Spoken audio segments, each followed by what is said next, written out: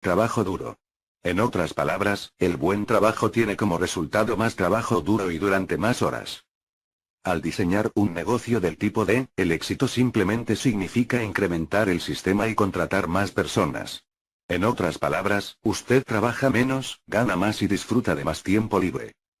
El resto de este libro trata de las habilidades y disposición mental necesaria para operar en el lado derecho del cuadrante. De acuerdo con mi experiencia, tener éxito en el lado derecho demanda diferentes aptitudes técnicas y distinta disposición mental. Si las personas son lo suficientemente flexibles para realizar un cambio de mentalidad, considero que les será sencillo el proceso de lograr mayor libertad o seguridad financiera. Para otras personas, el proceso puede ser difícil, debido a que muchas personas están congeladas en un cuadrante, en una mentalidad. Como mínimo, usted descubrirá por qué algunas personas trabajan menos, ganan más, pagan menos impuestos y se sienten más seguros desde el punto de vista financiero que otros. Es simplemente cuestión de saber en qué cuadrante adiestrarse y cuándo. Una guía para la libertad. El cuadrante del flujo de dinero no es un grupo de reglas. Es solamente una guía para aquellos que deseen utilizarla. Nos guió a Kim y a mí desde las dificultades financieras hasta la seguridad financiera y de allí a la libertad financiera. No queríamos pasar cada día de nuestras vidas levantándonos para ir a trabajar por dinero.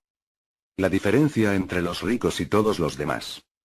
Hace unos años leí un artículo que decía que la mayoría de las personas ricas recibían 70% de su ingreso de sus inversiones, o del cuadrante I, y menos del 30% de sus salarios, o del cuadrante E. Y si eran B, existían muchas posibilidades de que fueran empleados de su propia corporación. Su ingreso se veía de la siguiente forma. Para la mayoría de los demás, los pobres y la clase media, al menos el 80% de su ingreso proviene de los salarios en los cuadrantes E y A, y menos del 20% de sus inversiones, o del cuadrante I. La diferencia entre ser rico y vivir en la opulencia. En el capítulo 1 escribí que mi esposa y yo éramos millonarios para 1989, pero que no fuimos libres desde el punto de vista financiero hasta 1994. Existe una diferencia entre ser rico y vivir en la opulencia. Hacia 1989 nuestro negocio nos daba mucho dinero. Estábamos ganando más y trabajando menos debido a que el sistema de negocios estaba creciendo sin más esfuerzo físico de nuestra parte. Habíamos logrado lo que la mayoría de la gente consideraría como éxito financiero. Todavía necesitábamos convertir el flujo de dinero que provenía de nuestro negocio en activos más tangibles que producirían un flujo de efectivo adicional. Habíamos hecho crecer nuestro negocio hasta tener éxito, y ahora era tiempo de enfocarnos en hacer crecer nuestros activos, hasta el punto donde el flujo de dinero de todos nuestros activos fuera más grande que nuestros gastos de vida. Nuestro diagrama tenía el siguiente aspecto. Hacia 1994, el ingreso pasivo proveniente de todos nuestros activos fue mayor que nuestros gastos. Entonces comenzamos a vivir en la opulencia. En realidad nuestro negocio también debe ser considerado un activo porque generaba ingreso y operaba sin mucha participación física. De acuerdo con nuestro concepto personal de opulencia, deseábamos asegurarnos de que teníamos activos tangibles, como bienes raíces y acciones, que nos proporcionaban un ingreso pasivo superior a nuestros gastos, de manera que realmente pudiéramos afirmar que éramos ricos. Una vez que el ingreso proveniente de nuestra columna de activos fue mayor que el dinero que ingresaba del negocio, vendimos el negocio a nuestro socio. Entonces ya éramos ricos. La definición de riqueza. La definición de riqueza es el número de días que usted puede sobrevivir sin trabajar físicamente, o sin que nadie más en su hogar trabaje físicamente, mientras mantiene su estándar de vida. Por ejemplo, si sus gastos mensuales son de $1000 y usted tiene ahorros por 3000, su riqueza equivale aproximadamente a 3 meses o 90 días. La riqueza se mide en tiempo, no en dólares. Hacia 1994 mi esposa y yo éramos ricos de manera indefinida, a menos que ocurrieran grandes cambios económicos, debido a que el ingreso procedente de nuestras inversiones era más grande que nuestros gastos mensuales. En última instancia, lo que importa no es cuánto dinero gane usted, sino cuánto dinero pueda usted conservar y por cuánto tiempo trabaja ese dinero para usted. Todos los días me entrevisto con gente que gana mucho dinero, pero cuyo dinero va a la columna de gastos. Su patrón de flujo de efectivo tiene el siguiente aspecto. Cada vez que esas personas ganan un poco de dinero, van de compras. A menudo compran una casa más grande o un automóvil nuevo, lo que tiene como resultado una deuda de largo plazo y más trabajo duro y no queda nada que agregar a la columna de activos. El dinero desaparece tan rápidamente que usted podría pensar que ellos han tomado alguna clase de laxante financiero. Las finanzas de la línea roja. En el mundo del automovilismo existe una expresión sobre mantener la máquina en la línea roja. La línea roja se refiere a que el acelerador eleva las revoluciones por minuto del motor tan cerca de la línea roja, o la máxima velocidad, que el motor del vehículo puede mantener sin reventarse. En lo que se refiere a las finanzas personales, existen muchas personas, ricas y pobres, que operan constantemente en la línea roja financiera. No importa cuánto dinero ganen, lo gastan tan pronto como lo reciben. El problema de operar el motor de su vehículo en la línea roja es que la esperanza de vida de la máquina se reduce. Lo mismo ocurre cuando usted maneja sus finanzas en la línea roja.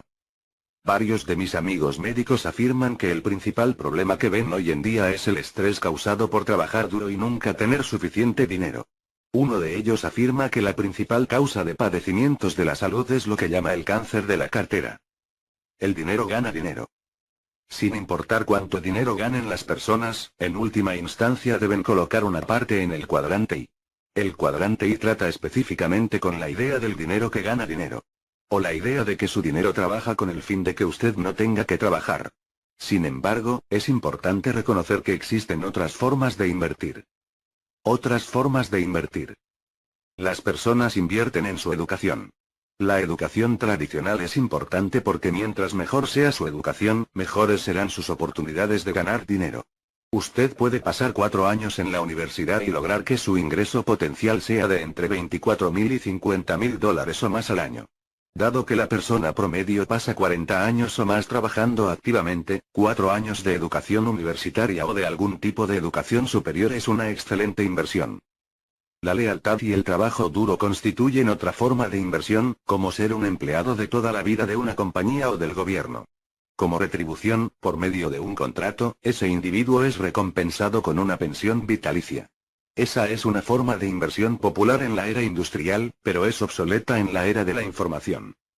Otras personas invierten en grandes familias y a cambio de ello logran que sus hijos cuiden de ellos al llegar a su vejez. Esa forma de inversión era común en el pasado. Sin embargo, debido a las limitaciones económicas del presente, se está haciendo más difícil que las familias asuman los gastos médicos y de vida de sus padres. Los programas de retiro del gobierno, como la Seguridad Social y el Servicio Médico Público, Medicare en Estados Unidos, que a menudo son pagados mediante la deducción en nómina, constituyen otra forma de inversión requerida por la ley. Sin embargo, debido a los grandes cambios demográficos y de costos, esta forma de inversión pudiera no ser capaz de cumplir con las promesas que ha hecho. Y existen medios independientes de inversión para el retiro, que son llamados planes de retiro individual. Frecuentemente, el gobierno federal estadounidense ofrece incentivos fiscales tanto al empleador como al empleado para que participen en dichos planes. Un plan de retiro popular en Estados Unidos es el denominado Plan 401(k). En otros países, como en Australia, existen los llamados planes superanuales. Ingreso recibido de las inversiones. A pesar de que todas las mencionadas son formas de inversión, el cuadrante I se enfoca en las inversiones que generan ingreso de manera constante durante sus años laborales. Por esa razón, para ser considerado como una persona que opera como un I, use los mismos criterios utilizados en todos los demás cuadrantes. ¿Recibe usted actualmente su ingreso del cuadrante I? En otras palabras, ¿está su dinero trabajando para usted y generando más ingreso para usted? Consideremos a una persona que adquiere una casa como una inversión y la renta a otras personas. Si la renta recibida es mayor que los gastos de operación de la propiedad, ese ingreso proviene del cuadrante I. Lo mismo ocurre con personas que reciben sus ingresos como intereses por sus ahorros, o dividendos de acciones y obligaciones. De manera que el criterio para calificar en el cuadrante I es cuánto dinero genera usted del cuadrante sin trabajar en él. ¿Es mi cuenta para el retiro una forma de inversión? La colocación regular de dinero en una cuenta para el retiro es una forma de inversión y una acción inteligente. La mayoría de nosotros esperamos que se nos considere como inversionistas cuando terminen nuestros años de trabajo, pero para efectos de este libro, el cuadrante I representa a una persona cuyo ingreso proviene de sus inversiones durante sus años laborales.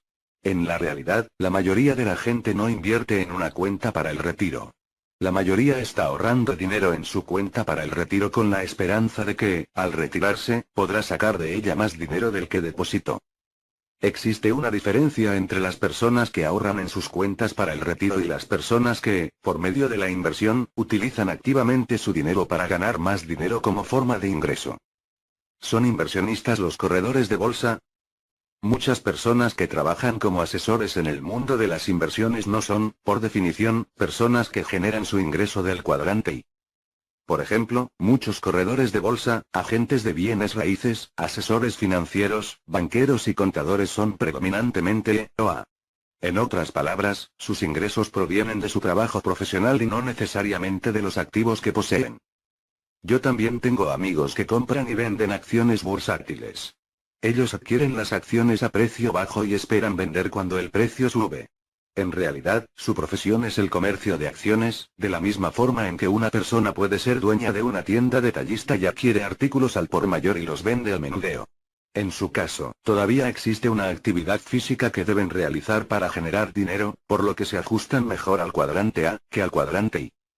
¿Pueden todas estas personas ser inversionistas? La respuesta es sí, pero es importante conocer la diferencia entre alguien que gana dinero de sus comisiones, o que vende su consejo por hora, o que proporciona asesoría a cambio de un salario, o que trata de comprar a bajo precio y vender cuando el precio sube, a alguien que gana dinero al descubrir o crear buenas inversiones. Existe una manera de averiguar qué tan buenos son sus asesores. Pregúnteles qué porcentaje de su ingreso proviene de sus comisiones u honorarios por su consejo, en comparación con el ingreso que proviene del ingreso pasivo, ingreso por sus inversiones u otros negocios que posean.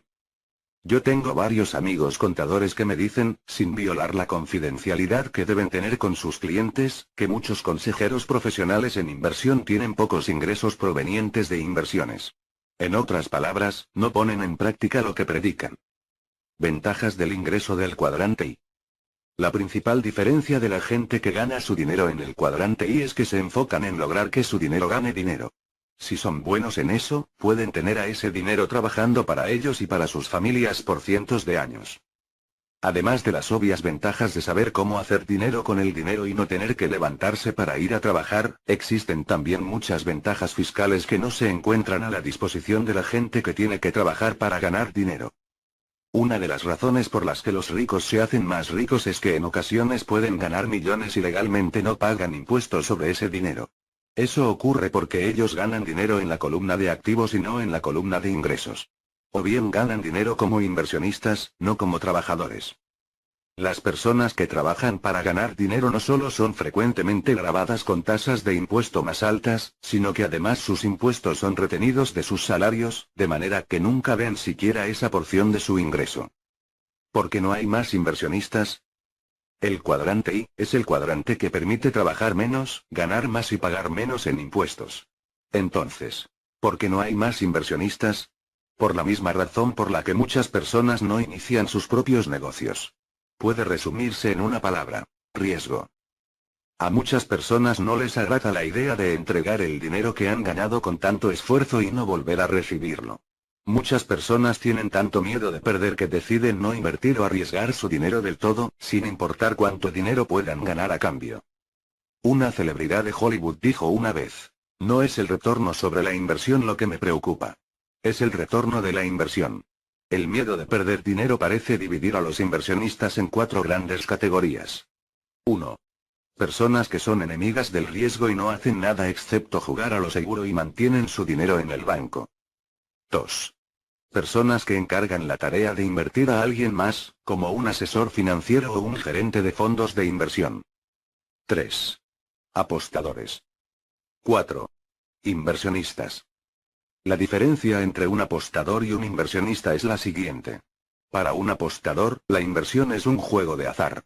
Para un inversionista, la inversión es un juego de habilidad. Y para las personas que entregan su dinero a alguien más para invertir, la inversión es a menudo un juego que ellos no quieren aprender. Lo importante para estos individuos es seleccionar cuidadosamente un asesor financiero. En un capítulo posterior este libro abordará los 7 niveles de los inversionistas, lo que arrojará más luz sobre el tema. El riesgo puede ser virtualmente eliminado. La buena noticia acerca de la inversión es que el riesgo puede ser minimizado de manera significativa o incluso eliminado y usted puede recibir aún grandes réditos por su dinero, si usted conoce el juego. Un verdadero inversionista puede decir estas palabras. ¿Qué tan pronto obtengo la devolución de mi dinero, y cuánto ingreso recibiré por el resto de mi vida, después de que reciba la devolución de la inversión inicial? Un verdadero inversionista desea saber qué tan pronto obtendrá la devolución de su dinero. Las personas que tienen una cuenta para el retiro tienen que esperar años para descubrir si alguna vez recibirán la devolución de su dinero. Esta es la diferencia más grande entre un inversionista profesional y alguien que aparta dinero para su retiro. Es el miedo a perder dinero lo que ocasiona que la mayoría de la gente busque la seguridad. Sin embargo, el cuadrante I no es tan traicionero como mucha gente piensa. El cuadrante I es como cualquier otro cuadrante. Requiere sus propias habilidades y disposición mental. Las habilidades necesarias para ser exitoso en el cuadrante I pueden ser aprendidas si usted está dispuesto a destinar tiempo para aprenderlas. Comienza una nueva era. En 1989 se derrumbó el muro de Berlín. Ese fue uno de los acontecimientos más importantes de la historia mundial. En mi opinión, más que representar el fracaso del comunismo, el acontecimiento marcó el final oficial de la era industrial y el comienzo de la era de la información. La diferencia entre los planes de pensión de la era industrial y los planes de pensión de la era de la información. El viaje de Cristóbal Colón en 1492 coincide aproximadamente con el inicio de la era industrial. La caída del muro de Berlín es el acontecimiento que señaló el final de esa era. Por esa razón, parece que cada 500 años en la historia moderna ocurren grandes cambios cataclísmicos. Actualmente, nos encontramos en uno de esos periodos. Ese cambio ha amenazado ya la seguridad financiera de cientos de millones de personas, la mayoría de las cuales no están conscientes todavía del impacto financiero de ese cambio. Muchos no pueden hacerle frente. El cambio se encuentra en la diferencia entre el plan de pensión de la era industrial y el plan de pensión de la era de la información. Cuando yo era niño, mi padre rico me alentó a correr riesgos con mi dinero y a aprender a invertir. Él siempre decía: si quieres enriquecerte, necesitas aprender cómo correr riesgos. Aprender a ser un inversionista. En casa, le comenté a mi padre educado acerca de la sugerencia de mi padre rico, de que aprendiéramos a invertir y a manejar el riesgo. Mi padre educado respondió: yo no necesito aprender cómo invertir. Yo tengo un plan de pensión del gobierno, una pensión del sindicato de maestros y beneficios del seguro social garantizados. ¿Por qué correr riesgos con mi dinero? Mi padre educado creía en los planes de pensión de la era industrial, como las pensiones gobierno empleado y el seguro social. Él se alegró cuando me alisté en el Cuerpo de Marines de Estados Unidos. En vez de preocuparse porque yo podría perder la vida en Vietnam, simplemente dijo: quédate allí durante 20 años y recibirás una pensión y beneficios médicos de por vida. Aunque aún se utilizan, dichos planes de pensión oficialmente se han vuelto obsoletos. La idea de una compañía que sería responsable desde el punto de vista financiero de su retiro y de que el gobierno se haría cargo de satisfacer sus necesidades de retiro por medio de los esquemas de pensión es una idea vieja que ya no es válida. Las personas necesitan convertirse en inversionistas conforme avanzamos donde los planes de pensión de beneficios definidos, o lo que yo llamo planes de retiro de la era industrial, hacia los planes de pensión de contribución definida, o planes de pensión de la era de la información. El resultado es que usted como individuo debe ser responsable de sí mismo desde el punto de vista financiero. Pocas personas han notado el cambio. El plan de pensión de la era industrial. En la era industrial, un plan de pensión de beneficios definidos implicaba que la compañía le garantizaba a usted, el trabajador, una cantidad definida de dinero, generalmente pagadera cada mes, en tanto usted viviera. La gente se sentía segura porque esos planes aseguraban un ingreso estable. El plan de pensión de la era de la información. Alguien cambió el trato y repentinamente las compañías ya no garantizaron la seguridad financiera al final de la vida laboral de sus empleados. En vez de ello, las compañías comenzaron a ofrecer planes de retiro de contribución definida. Contribución definida significa que usted solo obtendrá la devolución de lo que usted y la compañía contribuyan mientras usted trabaje. En otras palabras, su pensión es definida únicamente por aquello con lo que usted contribuyó. Si usted y su compañía no depositan dinero, usted no recibirá dinero. La buena noticia es que en la era de la información la esperanza de vida se elevará. La mala noticia es que usted podría vivir más tiempo que la duración de su pensión. Planes de pensión riesgosos y peor que eso, lo que usted y su empleador depositaron en el plan ya no tiene garantías de existir cuando usted decida retirar el dinero. Esto se debe a que los planes como los llamados 401(k) y los planes superanuales son sujetos a las fuerzas del mercado. En otras palabras, un día usted podría tener millones de dólares en la cuenta y si hay un crack bursátil, cosa que ocurre ocasionalmente en todos los mercados, sus millones de dólares podrían reducirse a la mitad o incluso desaparecer. La garantía del ingreso vitalicio ya no existe, y yo me pregunto cuántas personas que tienen estos planes se han dado cuenta de lo que eso significa. Eso podría significar que las personas que se retiran a los 65 años y comienzan a vivir con su plan de contribución definida, podrían quedarse sin dinero al llegar, digamos, a la edad de 75 años. ¿Qué harán entonces? Sacudir el currículum vitae. ¿Y qué hay acerca del plan de pensión de beneficios definidos del gobierno? Bien, en Estados Unidos se espera que el Seguro Social esté en bancarrota para el año 2032 y que el servicio médico público, Medicare, se declare en bancarrota hacia 2005, justo cuando la generación nacida después de la Segunda Guerra Mundial comience a necesitarlo. Incluso hoy en día el Seguro Social no proporciona mucho dinero como ingreso. ¿Qué ocurrirá cuando 77 millones de personas de esa generación quieran recibir el dinero que aportaron, pero que no está allí? En 1998 el grito de alerta del presidente de Estados Unidos, William Clinton, de "Salvemos al Seguro Social", fue bien recibido. Sin embargo, como señaló el senador del Partido Demócrata Ernesto Lines, obviamente la primera forma de salvar al Seguro Social consiste en dejar de saquearlo. Durante décadas el gobierno federal ha sido responsable de pedir prestado el dinero para el retiro, con el fin de sufragar sus gastos. Muchos políticos parecen pensar que el seguro social es un ingreso que puede ser gastado, en vez de un activo que debe ser administrado en fideicomiso. Demasiadas personas dependen del gobierno. Yo escribo mis libros y creo mis productos, como el juego de mesa educativo Cashflow, porque estamos al final de la era industrial y comenzando la era de la información. Mi preocupación como ciudadano es que a partir de mi generación, no estamos adecuadamente preparados para manejar las diferencias entre la era industrial y la era de la información, y una de esas diferencias estriba en la manera como nos preparamos financieramente para nuestros años de retiro. La idea de ir a la escuela y obtener un trabajo seguro era una buena idea para las personas nacidas antes de 1930. Hoy en día todos necesitamos ir a la escuela para aprender, con el fin de obtener un buen empleo, pero también necesitamos conocer cómo invertir y la inversión no es una materia que se enseñe en la escuela. Uno de los elementos de resaca de la era industrial es que demasiadas personas se han vuelto dependientes del gobierno para resolver sus problemas individuales. Actualmente enfrentamos problemas más grandes debido a que hemos delegado en el gobierno nuestra responsabilidad financiera personal. Se estima que para el año 2020 habrá 275 millones de estadounidenses y que 100 millones de ellos esperarán tener alguna clase de apoyo gubernamental. Esto incluirá empleados federales, militares retirados, empleados postales, maestros de escuela y otros empleados gubernamentales, así como retirados que esperan recibir pagos del Seguro Social y del Servicio Médico Público, Medicare. Y desde el punto de vista contractual, ellos tienen razón al esperarlo, porque de una manera u otra la mayoría ha estado invirtiendo en esa promesa. Desafortunadamente se han hecho demasiadas promesas durante años y ahora es tiempo de pagar la cuenta. ¿Y no crea usted que es posible cumplir con esas promesas financieras? Si nuestro gobierno comienza a elevar los impuestos para pagar por esas promesas, aquellos que puedan escapar lo harán a otros países que tengan tasas de impuestos más bajas.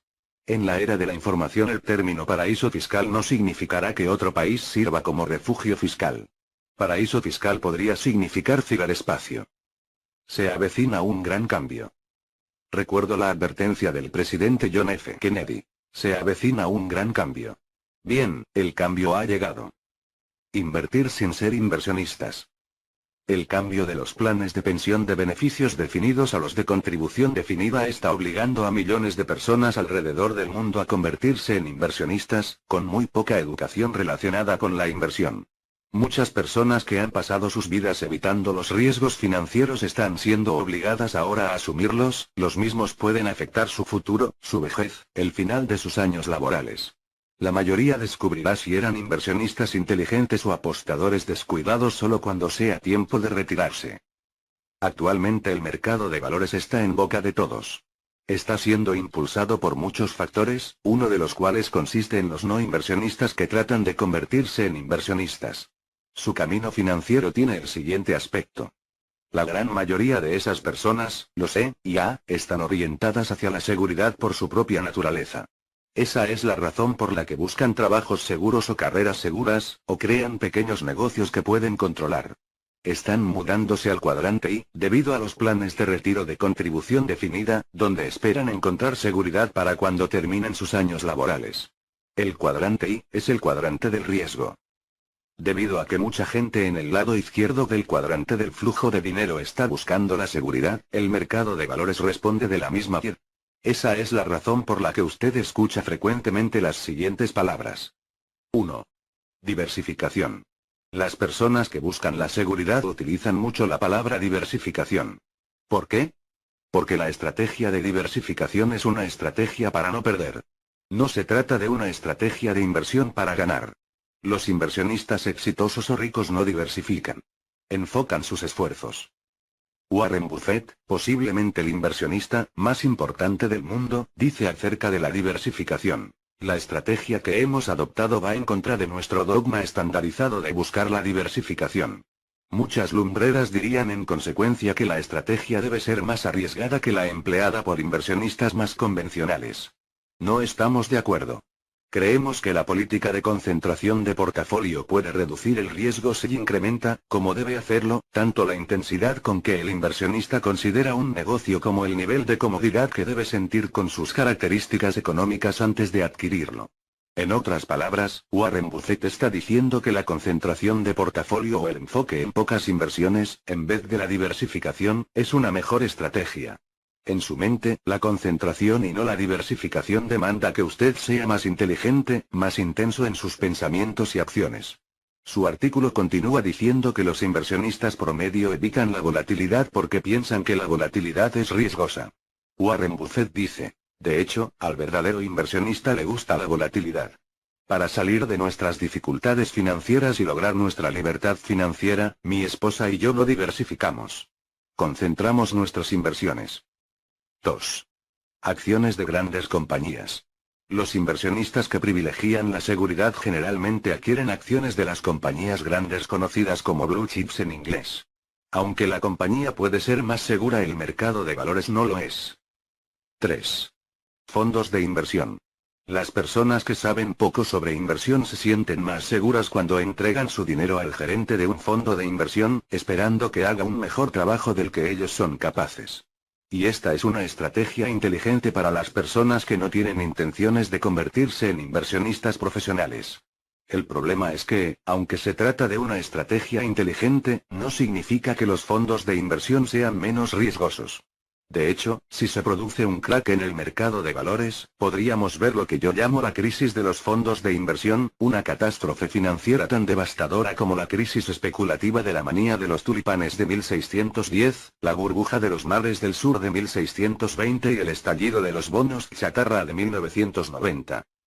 Actualmente, el mercado está lleno de personas que, por su naturaleza, están orientados hacia la seguridad, pero que debido a los cambios en la economía han sido obligados a cruzar del lado izquierdo del cuadrante del flujo de dinero al lado derecho, donde su clase de seguridad no existe en realidad.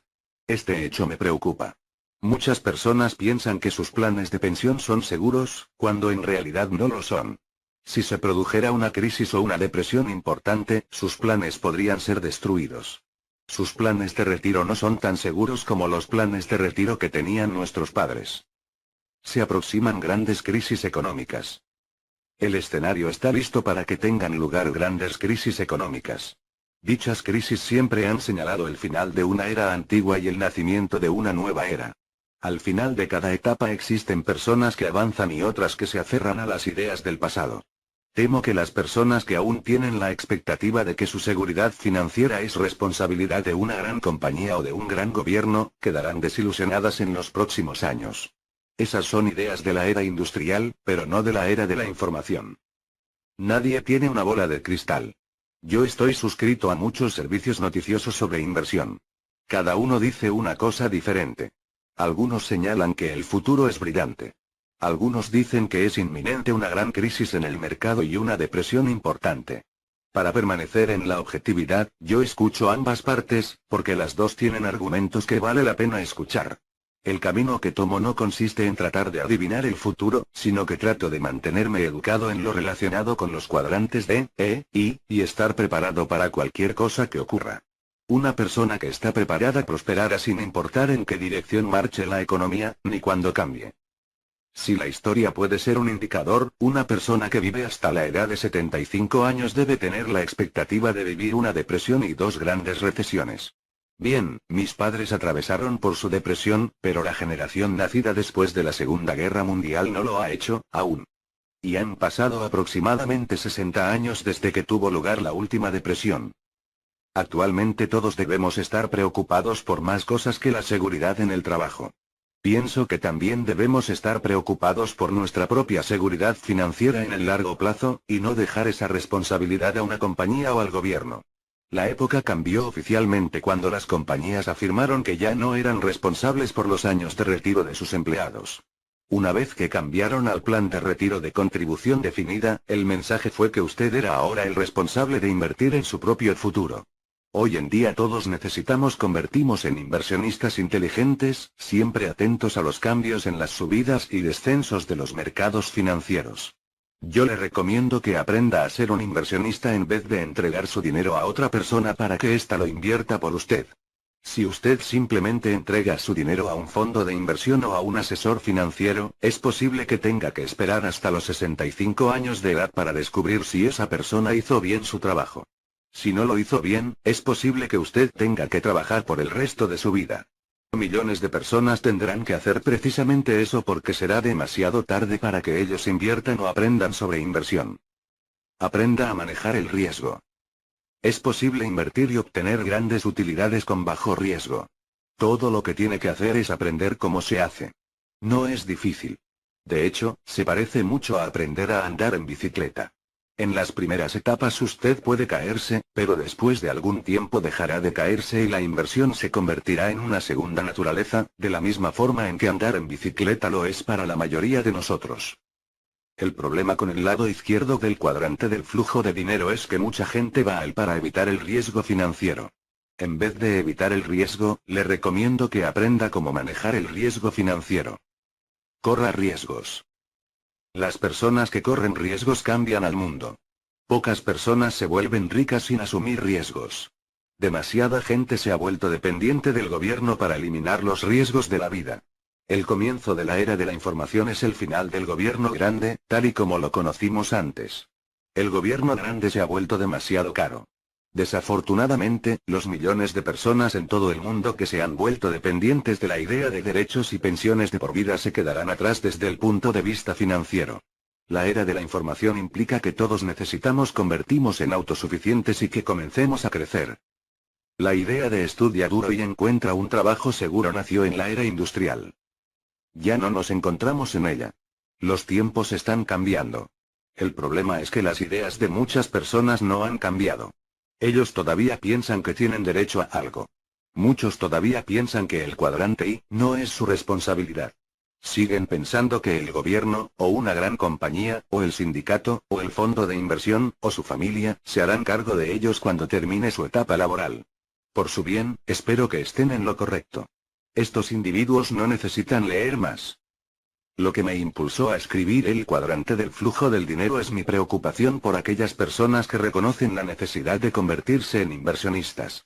El libro fue escrito para ayudar a los individuos que deseen avanzar del lado izquierdo del cuadrante al lado derecho, pero que no saben en dónde comenzar. Cualquiera puede hacer ese movimiento, si tiene las aptitudes correctas y la determinación.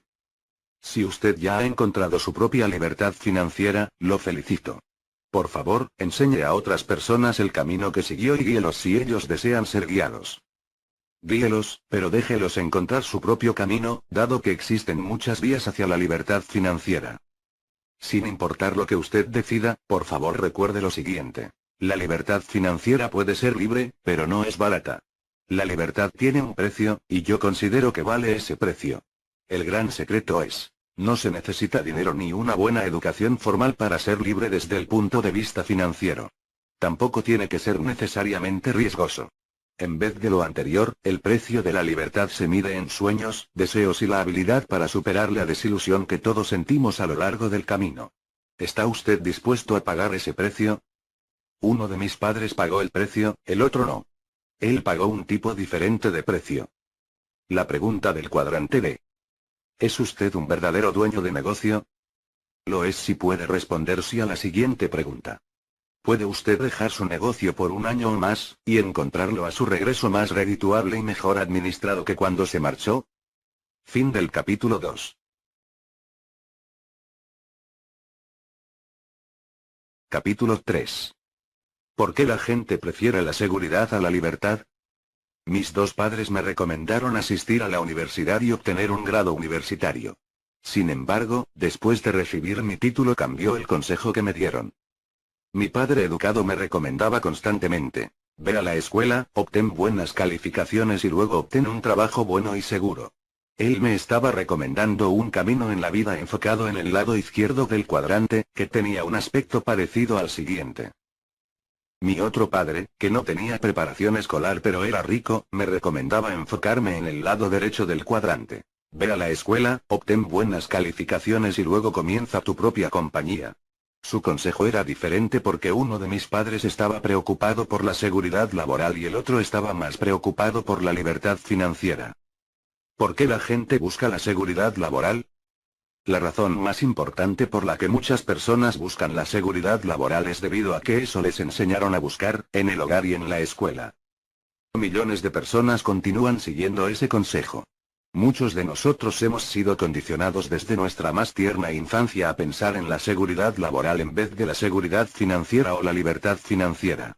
Y dado que la mayoría de nosotros aprende poco o nada sobre el dinero en el hogar o la escuela, es natural que muchos nos aferremos aún más a la idea de la seguridad laboral, en vez de buscar la libertad. Si observa usted el cuadrante del flujo de dinero, advertirá que el lado izquierdo está motivado por la seguridad y el lado derecho está motivado por la libertad. Atrapado por la deuda. La principal razón por la que el 90% de la población trabaja en el lado izquierdo se debe simplemente a que ese es el lado que aprenden en la escuela. Ellos dejan la escuela y se encuentran pronto atrapados por la deuda. Tan atrapados que deben aferrarse aún más a un trabajo, o seguridad profesional, tan solo para pagar sus cuentas. Frecuentemente conozco a personas jóvenes que recibieron su diploma universitario con la cuenta por sus préstamos escolares. Varios de ellos me han dicho que se han encontrado muy deprimidos cuando han advertido que deben entre $50,000 y $150,000 por su educación universitaria. Si los padres pagaron por su educación, entonces son los padres quienes se encuentran en problemas financieros durante años. Recientemente he leído que la mayoría de los estadounidenses reciben actualmente una tarjeta de crédito cuando todavía están en la escuela y que vivirán con deudas por el resto de sus vidas. Eso se debe a que están siguiendo un guión que se hizo popular en la era industrial. Siguiendo el guión. Si seguimos la vida de las personas con educación promedio, el guión financiero a menudo es como el siguiente. El hijo va a la escuela, se gradúa, encuentra un trabajo y pronto tiene algún dinero para gastar. El joven adulto puede pagar ahora la renta de un departamento, comprar un televisor, ropa nueva, algunos muebles y, desde luego, un automóvil. Y las cuentas comienzan a llegar. Un día, el adulto conoce a alguien especial, vuelan las chispas, se enamoran y se casan. Durante algún tiempo la vida es maravillosa porque dos pueden vivir con los gastos de uno. Ahora tienen dos ingresos, una sola renta que pagar y pueden apartar unos cuantos dólares para comprar el sueño de todas las parejas jóvenes, su propia casa. Encuentran la casa que sueñan, retiran el dinero de la cuenta de ahorros y lo utilizan para dar el pago inicial de la casa y ahora tienen una hipoteca. Debido a que ellos tienen una nueva casa, necesitan nuevos muebles, así que encuentran una tienda de muebles que anuncia sus productos con las palabras mágicas: sin pago inicial, fáciles pagos mensuales. La vida es maravillosa y ellos ofrecen una fiesta para que todos sus amigos conozcan su nueva casa, su nuevo automóvil, sus nuevos muebles y sus nuevos juguetes. Ahora se encuentran endeudados para el resto de sus vidas. Y entonces llega el primer hijo. La pareja promedio, bien educada y trabajadora, tras dejar al hijo en la guardería, deberán ahora trabajar con ahínco. Han quedado atrapados por la necesidad de tener un trabajo seguro simplemente porque, en promedio, se encuentran a solo 3 meses de la bancarrota financiera. Usted puede escuchar a esas personas que a menudo dicen, no puedo renunciar. Tengo cuentas que pagar, o una variante de la canción de Blancanieves y los 7 enanos. Debo, así que al trabajo me marcho. Lo siento, pero no soy muy bueno cantando, jeje. La trampa del éxito. Una de las razones por las que aprendí tanto de mi padre rico fue porque él tenía tiempo libre para enseñarme. Conforme se hizo más exitoso, tuvo más tiempo y dinero libres. Si los negocios mejoraban, él no tenía que trabajar más duro. Simplemente hacía que el presidente de su compañía expandiera el sistema y contratara más gente para hacer el trabajo. Si sus inversiones marchaban bien, él reinvertía el dinero y ganaba más dinero. Debido a su éxito, tenía más tiempo libre. Él pasó horas con su hijo y conmigo explicándonos todo lo que estaba haciendo en los negocios y la inversión. Yo estaba aprendiendo más de él que en la escuela. Eso es lo que ocurre cuando usted trabaja duro en el lado derecho del cuadrante, el lado de D, E, I. Mi padre educado también trabajaba duro, pero trabajaba duro en el lado izquierdo del cuadrante. Al trabajar duro, obtener ascensos y asumir mayores responsabilidades, él dispuso cada vez de menos tiempo libre para sus hijos. Se marchaba a trabajar a las 7 a.m. y muchas veces no lo veíamos más porque teníamos que irnos a la cama antes de que regresara a casa. Eso es lo que ocurre cuando trabaja usted duro en el lado izquierdo del cuadrante. El éxito le deja menos tiempo libre, incluso cuando trae consigo más dinero. La trampa del dinero. El éxito en el lado derecho del cuadrante requiere de conocimiento sobre el dinero, denominado inteligencia financiera. Mi padre rico la definía de la siguiente manera. La inteligencia financiera no se refiere tanto a cuánto dinero gane usted, sino cuánto dinero puede usted conservar, qué tan duro trabaja ese dinero para usted y para cuántas generaciones lo ha conservado. El éxito en el lado derecho del cuadrante requiere de la inteligencia financiera. Si las personas carecen de la inteligencia financiera básica, en muchos casos no sobrevivirán en el lado derecho del cuadrante. Mi padre rico era bueno con el dinero y con los trabajadores. Tenía que serlo. Él era responsable de crear dinero, manejar tan poca gente como fuera posible, mantener los costos bajos y las utilidades altas. Esas son las habilidades necesarias para el éxito en el lado derecho del cuadrante. Fue mi padre rico quien me insistió que su hogar no es un activo, sino un pasivo. Él podía demostrarlo porque nos enseñó a ser educados desde el punto de vista financiero, de manera que fuéramos capaces de leer los números. Él tuvo tiempo libre para enseñarle a su hijo y a mí, porque era bueno para manejar a la gente. Sus habilidades en el trabajo fueron transmitidas también a su vida doméstica. Mi padre educado no manejaba dinero ni personal en el trabajo, aunque pensaba que lo hacía. Como superintendente estatal de educación, él era un funcionario gubernamental con un presupuesto multimillonario y miles de empleados. Pero no se trataba de dinero que él creara. Era el dinero de los contribuyentes y su trabajo consistía en gastarlo todo. Si no lo gastaba, el gobierno le daría menos dinero al año siguiente. De manera que al final de cada año fiscal él buscaba la manera de gastarlo todo, lo que significaba que a menudo contrataba más gente para justificar el presupuesto del año siguiente. Lo curioso es que mientras más personas contrataban, más problemas tenía. Al observar a mis dos padres cuando yo era niño, comencé a tomar nota mentalmente de qué clase de vida quería yo llevar. Mi padre educado era un lector voraz de libros, de manera que tenía una cultura vasta, pero no desde el punto de vista financiero. Dado que no podía leer los números, tenía que aceptar el consejo de su banquero y contador, y ambos le dijeron que su casa era un activo y que debía ser su inversión más grande. Debido a ese consejo financiero, mi padre educado no solo trabajó más duro, sino que se endeudó más. Cada vez que recibía un ascenso por su trabajo, también obtenía un aumento de sueldo y con cada aumento de sueldo se ubicó en un nivel impositivo más alto. Dado que se encontraba en un nivel impositivo más alto y que los impuestos para los trabajadores de altos ingresos en los años 60 y 70 eran extremadamente altos, su contador y su banquero le recomendaron que comprara una casa más grande, de manera que pudiera deducir los pagos por intereses. Él ganaba más dinero, pero todo lo que ocurrió fue que sus impuestos y su deuda se incrementaron. Mientras más exitoso se volvió, más duro tuvo que trabajar y dispuso de menos tiempo para pasarlo con las personas que amaba. Poco después, todos los hijos se habían marchado de casa y él seguía trabajando duro tan solo para pagar sus cuentas. Él siempre pensó que el siguiente ascenso y aumento de salario resolverían el problema. Pero a pesar de que ganaba más dinero ocurrían las mismas cosas. Él se endeudó más y pagó más impuestos. Mientras más agotado estaba, tanto en casa como en el trabajo, más parecía depender de la seguridad en el empleo. Conforme creció el vínculo emocional con su empleo y con el salario para pagar sus cuentas, más alentó a sus hijos a obtener un trabajo seguro.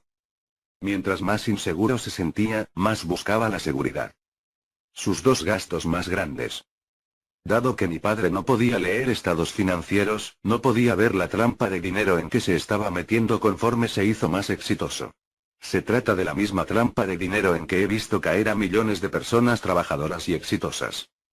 La razón por la que tanta gente pasa por dificultades financieras es que cada vez que ganan más dinero, también incrementan sus dos gastos más grandes. 1. Impuestos. 2. Intereses por la deuda. Para colmo de males, el gobierno frecuentemente le ofrece incentivos fiscales para que usted contraiga más deuda. ¿No le parece a usted sospechoso? Insisto, como definía mi padre rico la inteligencia financiera. No se trata de cuánto gane usted, sino de cuánto conserve, qué tan duro trabaja el dinero para usted y para cuántas generaciones lo conserva. Al final de la vida de mi padre educado, el poco dinero que tenía al morir, fue recolectado por el gobierno por concepto de impuestos sucesorios. La búsqueda de la libertad. Yo sé que muchas personas buscan la libertad y la felicidad. El problema es que muchas personas no han sido entrenadas para trabajar en los cuadrantes D, E, I. Debido a esa falta de capacitación, su condicionamiento para buscar la seguridad en el empleo y su creciente deuda, la mayoría de las personas limitan la búsqueda de la libertad financiera al lado izquierdo del cuadrante del flujo de dinero. Desafortunadamente, la seguridad o libertad financieras rara vez se encuentran en los cuadrantes E, o A. La verdadera seguridad y libertad se encuentran en el lado derecho. Ir de un trabajo a otro en busca de la libertad. Una cosa para la que el cuadrante del flujo de dinero es útil es para seguir u observar el patrón de vida de una persona. Muchas personas pasan su vida en busca de la seguridad o libertad, pero terminan pasando de un trabajo a otro. Por ejemplo, yo tengo un amigo de la preparatoria. Me llegan noticias de él cada 5 años aproximadamente y siempre está emocionado porque ha encontrado el trabajo perfecto. Está muy contento porque ha encontrado la compañía de sus sueños. Ama la compañía. Está haciendo cosas emocionantes. Ama su trabajo, tiene un puesto importante, el sueldo es bueno, la gente es buena, los beneficios son buenos y las oportunidades de ascender son buenas. Cerca de 4 años y medio más tarde vuelvo a escuchar de él y para entonces está insatisfecho. La compañía para la que trabaja es ahora corrupta y deshonesta, en su opinión. No trata a sus trabajadores con respeto. Él odia a su jefe. No lo tomaron en cuenta para un ascenso y no le pagan suficiente. 6 meses más tarde él está muy contento nuevamente. Está emocionado porque ha encontrado el trabajo perfecto, nuevamente. Su camino por la vida se parece a un perro que persigue su propia cola. Tiene el siguiente aspecto. Su patrón de vida consiste en ir de un trabajo a otro. Hasta el momento vive bien porque es inteligente, atractivo y con buena presencia. Sin embargo, se está volviendo viejo y otras personas más jóvenes están obteniendo los empleos que él solía obtener. Tiene algunos miles de dólares ahorrados, nada apartado para su retiro, una casa de la que nunca será dueño, pagos para la manutención de los hijos y están pendientes los gastos para enviarlos a la universidad. El más chico de sus hijos, de 8 años, vive con su exesposa. Y el más grande, de 14 años de edad, vive con él. Hacer sus propias cosas. Lo sé, se convierten en A. Otro patrón común es el de alguien que pasa de E a A. Durante el período actual de redimensionamiento masivo, muchas personas están comprendiendo el mensaje y abandonando sus trabajos con grandes compañías para comenzar sus propios negocios. Hay una gran proliferación de los llamados negocios con base en casa. Muchas personas han tornado la decisión de comenzar su propio negocio, hacer sus propias cosas y ser sus propios jefes. La trayectoria de su carrera tiene el siguiente aspecto. De todos los caminos en la vida, este es el que más pena me produce. En mi opinión, ser un A puede ser lo más redituable y también lo más riesgoso. Considero que el cuadrante A es el cuadrante más duro que existe. Las tasas de fracaso son altas. Y si usted tiene éxito, ese éxito puede ser peor que el fracaso. Eso se debe a que si usted tiene éxito como A, trabajará más duro que si fuera exitoso en cualquier otro cuadrante, y lo hará por mucho tiempo. Por tanto tiempo como dure su éxito. La razón por la que los A trabajan más duro que los demás es debido a que son lo que proverbialmente se conoce como jefe de cocina y lavador de trastes. Tienen que hacer, o son responsables de todos los trabajos que en una compañía más grande son desempeñados por muchos gerentes y empleados.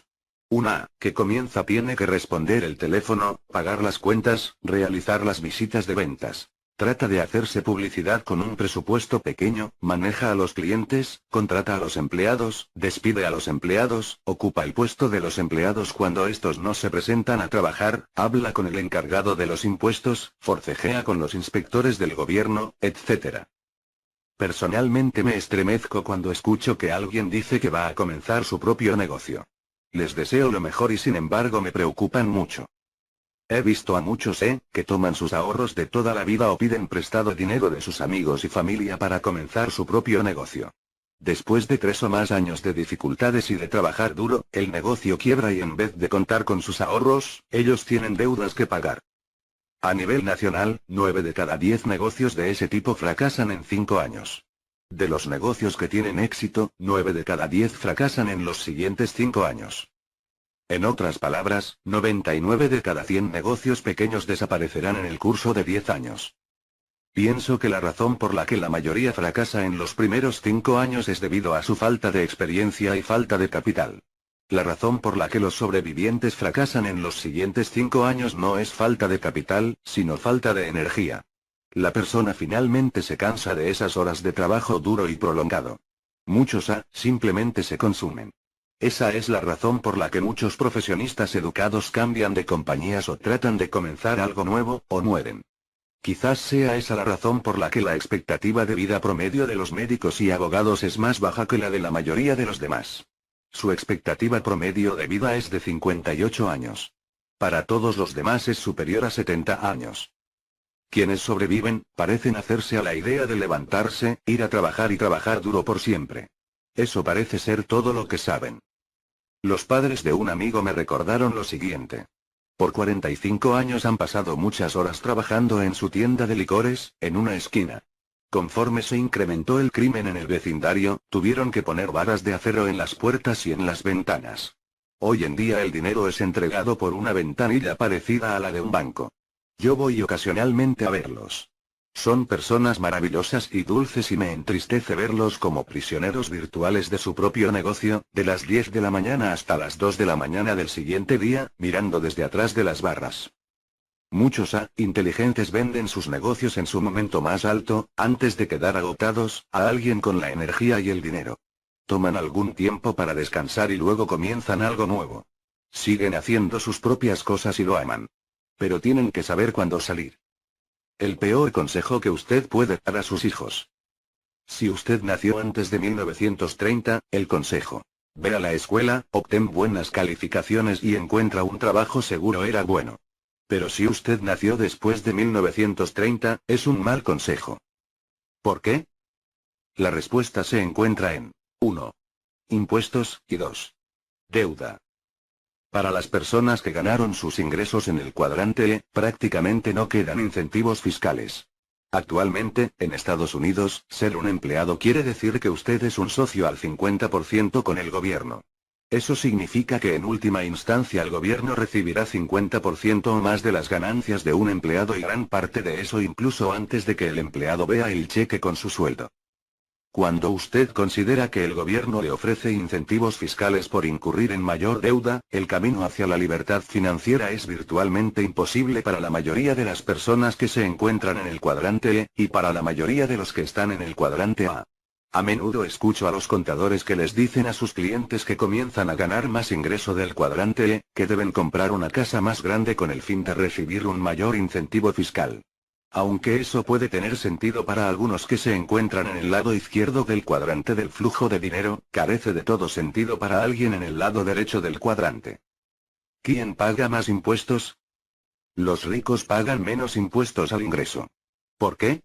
Simplemente porque no ganan su dinero como empleados. Los ultra ricos saben que la mejor manera de evitar legalmente el pago de impuestos consiste en generar sus ingresos de los cuadrantes D, E, I. Si las personas ganan su dinero en el cuadrante E, el único incentivo fiscal que se les ofrece consiste en adquirir una casa más grande e incurrir en mayor deuda. Desde el lado derecho del cuadrante del flujo de dinero, eso no es muy inteligente desde el punto de vista financiero. Para las personas en el lado derecho eso equivale a decir: dame $1 y te devolveré 50 centavos. Los impuestos son injustos. A menudo escucho a gente que dice: es antipatriótico no pagar impuestos. Los estadounidenses que afirman eso parecen haber olvidado su propia historia. Estados Unidos fue fundado a partir de una protesta relacionada con impuestos. ¿Han olvidado la infame fiesta del té en Boston, en 1773? La rebelión que condujo a la guerra de independencia que separó a las colonias norteamericanas de los impuestos represivos de Inglaterra. Esa rebelión fue seguida de la rebelión de Shay, la rebelión del whisky, la rebelión de Fries, las guerras de tarifas y muchas otras a lo largo de la historia de Estados Unidos. Existen otras dos famosas revueltas por impuestos que no ocurrieron en Estados Unidos, pero que también demuestran la pasión con que la gente se opone a pagar impuestos. La historia de Guillermo Tell es la historia de una protesta por impuestos. Es por eso que disparó la flecha hacia la cabeza de su hijo. Estaba molesto por los impuestos y arriesgó la vida de su hijo como una forma de protesta. Y también está la historia de Lady Godiva.